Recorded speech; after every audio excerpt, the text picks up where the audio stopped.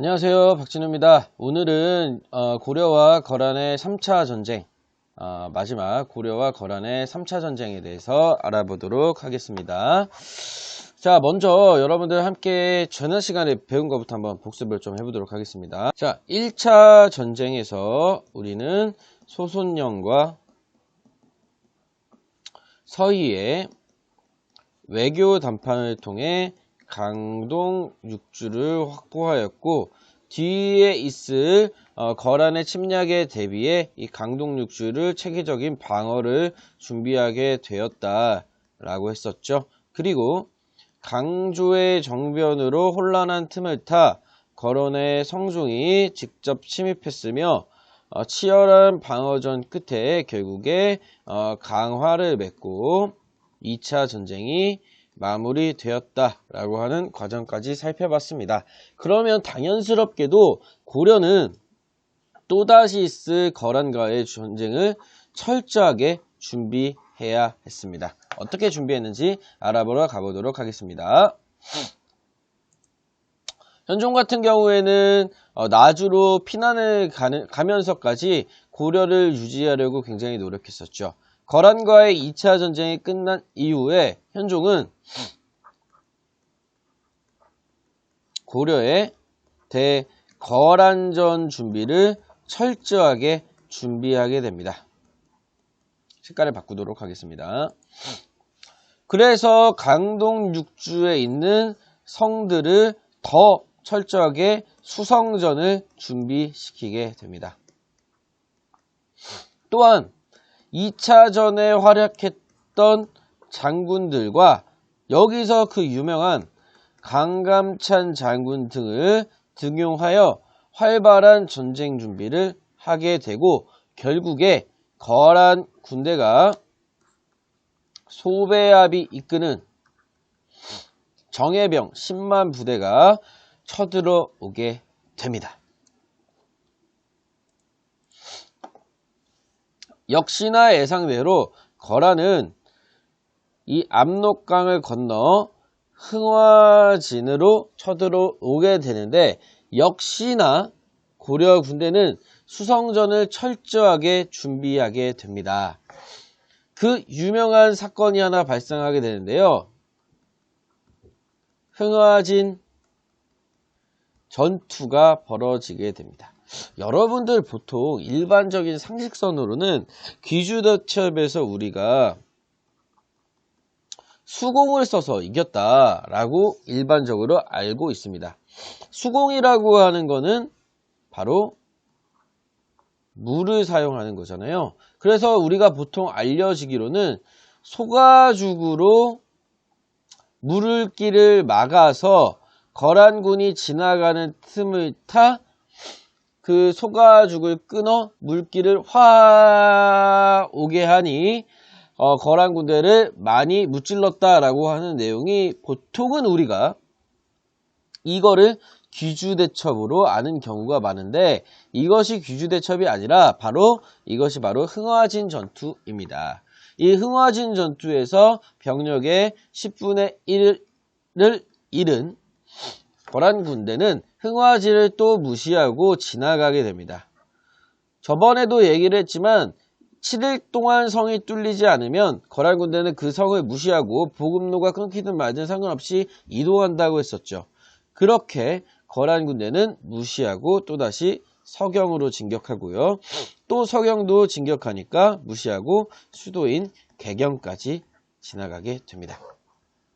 근데 이 작전을 고려도 알고 있었고, 그래서 거란의 군대가 이렇게 지나갈 걸 안 강감찬 장군은 자신의 부하를 시켜 1만 명의 부대를 파견해 거란군의 뒤를 뒤쫓으라고 합니다.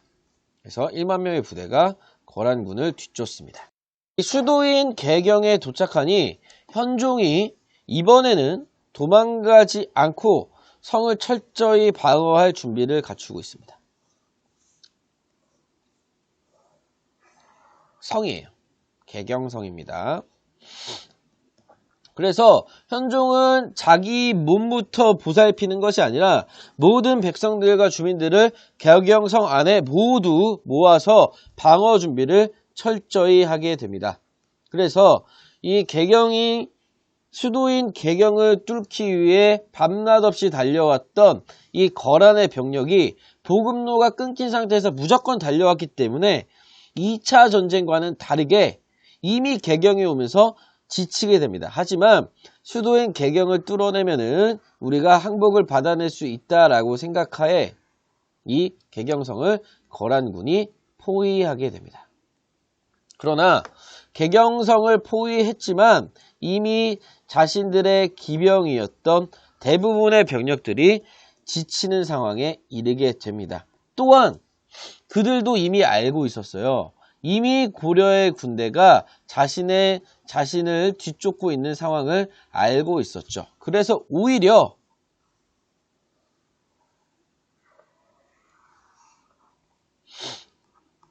고려군이 안과 바깥에서 자신들을 포위할 거라고 하는 생각을 하고 이 개경성 공격 작전을 포기하고 개경을 포기하고 결국에 아무런 소득 없이 돌아가게 됩니다. 결국에 1차전, 2차전보다 거란군은 얻어낸 소득이 하나도 없었다는 거죠. 자, 거란군이 돌아가기 시작합니다. 이미 지친 병력을 이끌고 다시 돌아갈 때는 엄청난 더 큰 고생길이었죠. 그래서 거란의 장군 소배압이 선택했던 것은 바로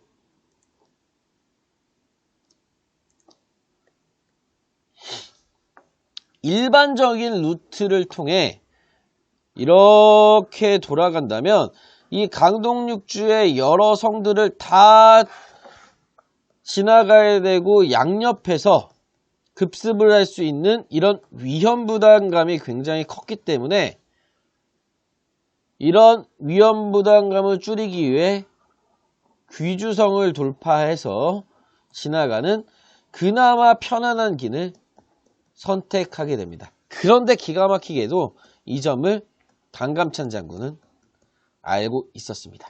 또한 자신의 부하를 시켜서 거란의 부대를 뒤추격하라고 하는 부대까지 있었기 때문에 강감찬 장군은 이제 거란 군대를 무찌를 준비를 정확하게 하게 됩니다. 자, 이 귀주성에서 엄청난 전투가 벌어지게 되는데요. 이 상황을 알아보러 가보도록 하겠습니다. 자, 이 귀주성은 지금 남아있지는 않은데요. 귀주성의 모습은 이렇게 평야지대와 산지대로 이렇게 이루어져 있는데요. 거란군은 여기만 넘어가면 이제 고향으로 갈 수 있습니다. 근데 일반적으로 생각을 해보면요. 지금 잠시만요. 이렇게 하얀색 이렇게 되어 있는 게 이제 강이거든요. 하천이에요. 일반적으로 생각한다면 산보다 평야가 더 높기 때문에 거란의 대부분들의 기병들이 내려가면서 싸우는 게 유리하겠죠. 그래서 가만히 있으면 고려군들은 이렇게 올라가서 강 건너서 산 올라서 싸우기 때문에 굉장히 불리한 상황이었는데요. 지금 이렇게 지쳐있는 거란군의 책사, 문신 한 명이 소배압에게 이렇게 얘기합니다. 장군님, 지금 우리 병력이 많이 지쳐있으니 사기를 더욱더 끌어올리기 위해서는 이 산을 내려가 이 강을 등지고 고려군과 맞서 싸운다면 우리가 승리할 수 있겠습니다. 라고 얘기를 합니다. 당시 병력들도 많이 지쳐있고 지금 어떻게 해서든지 돌아가야 되는 상황이 있었기 때문에 사실 문신의 얘기를 무신이 들을 필요는 없죠. 무신이 더 전쟁터에서 많이 돌아다녔기 때문이죠. 네, 소배압이 이걸 받아들이고 산을 내려와 강을 건너 배수의 진을 치게 됩니다. 이 배수의 진을 치게 된다면 돌아갈 곳이 없죠. 도망갈 곳이 없기 때문에 도망가면 이 강에 다 빠져서 죽는 거예요. 그렇기 때문에 이 배수의 진을 친다는 건 완전히 모험수죠. 그런데 거란군이 이것을 선택합니다. 그래서 거란군이 내려와 강감찬의 부대와 치열한 전쟁을 벌입니다. 거란군 정예병력 10만 명과 강감찬이 이끌었던 정예병력 20만 명이 싸움이 붙습니다. 둘 다 정예병력이었기 때문에 누구도 이기지 못합니다. 누구도 앞서 승기를 잡거나 하는 상황이 발생하지 못하는데 여기서 두 가지 변수가 발생합니다. 첫 번째 변수는요. 남풍이 붑니다. 바람이죠, 바람. 이쪽이 남쪽이거든요.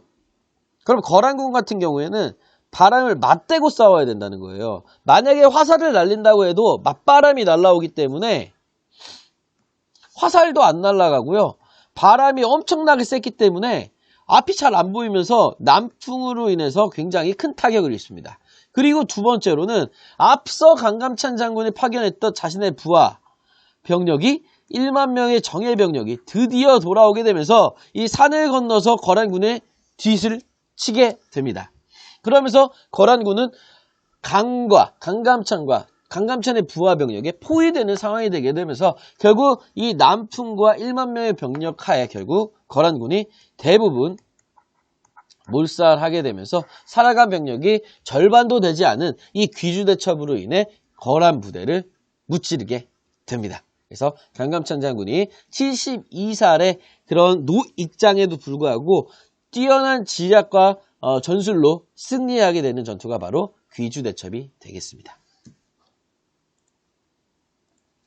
자, 이렇게 1차, 2차, 3차 전쟁을 거쳐서 고려와 거란과의 전쟁이 마치게 됩니다. 자, 각 나라의 상황부터 좀 살펴보도록 하겠습니다. 먼저 거란부터 좀 살펴볼게요. 거란 같은 경우에는 이 전쟁을 거치면서 원래 목적은 후방 안정을 통한 중국 본토 진출이었어요. 하지만 이 후방에 너무나 많은 물자와 전쟁에서 투입됐기 때문에 결국 고려 정벌에 실패했단 말이죠. 그래서 엄청난 국력 약화를 불러오고요. 그리고 자신들이 굉장히 무시했던 세력이었던 여진, 그리고 송나라의 연합 공격을 받아 결국 거란은 멸망하는 지경까지 이르게 됩니다. 고려가 엄청난 방어를 했다는 거죠. 자, 다음으로 고려의 상황을 보면요. 현종이 결국에 두 차례의 그런 거란과의 전쟁을 막아내게 되면서 입지가 굉장히 올라가고요. 저번 시간에 얘기했던 그 나주 피난 얘기 있지 않습니까? 이 나주까지 피난 가는 상황 속에서 자신의 입지가 굉장히 권력이 약하고 그러면서 이 지방의 모습들을 많이 보았기 때문에 우리가 그 얘기했던 지방제도를 완성시키면서 지방의 질서를 만드는 게 필요하다라고 느끼면서 지방제도를 완성시키게 됩니다. 또한 지금 국방력을 강화시킬 필요가 굉장히 필요하다. 그래서 국방력을 강화시키기 위해서 강동 6주를 재정비하고요. 천리장성도 재정비하고요.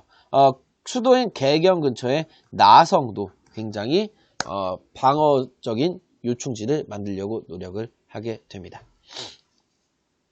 또한 여기에 아까도 잠깐 얘기를 했지만 여진의 세력이 거란이 약화된 틈을 타 세력을 확장시키는 시기가 바로 이 거란과 고려와의 전쟁의 결과가 되겠습니다. 지금까지는 우리가 11세기의 상황을 봤는데요. 11세기까지 고려는 통일을 위해서도 전쟁을 10세기에 해왔고요. 11세기에도 마찬가지로 거란과의 전쟁을 거치면서 국방력을 전쟁이 계속되는 시기였다라고 하는 걸 알 수 있습니다. 자, 지금까지 3시간에 걸쳐서 고려와 거란과의 전쟁에 대해서 살펴봤습니다.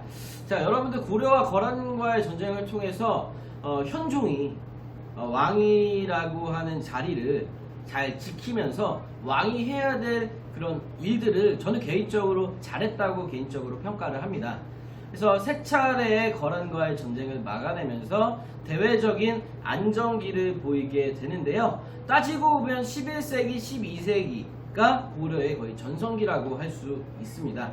그래서 이 이후에 고려는 어떤 모습을 보이는지, 특히 이러한 귀족들의 삶이 얼마나 편안해졌는지, 그리고 여진이라고 하는 새로운 세력이 등장하면서 고려가 어떻게 바뀌는지에 대해서 다음 시간부터 알아보도록 하겠습니다. 여러분 고생하셨습니다. 안녕.